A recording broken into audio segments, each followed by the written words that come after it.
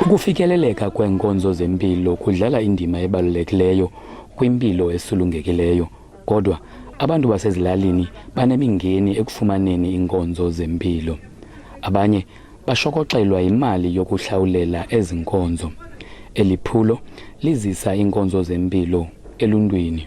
Icelimngeni esithe sayifumana siyingqanga group sisifo somhlaza emabeleni, kootata iketile zabo, emekhaleni, also emehlweni neendlebe nezinye ke. Kodwa sithi xa belinde oogqirha besalindile senze into ekuthiwa i-education ngesilungu, but ngesixhosa sithi sibafundisa yonke into enxulumene nezempilo.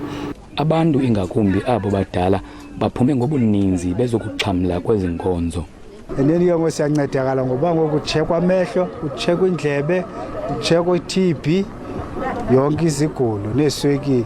Isonwabe kakhulu kuba kuzizo ezi nkonzo ngoba singabanye asinayo le mali yoba siye kwagqirha.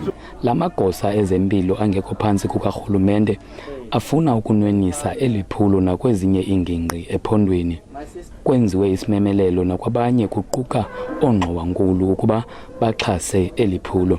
Ndingulubaba lodada kwiindaba ze-SABC eCacadu eMpuma Koloni.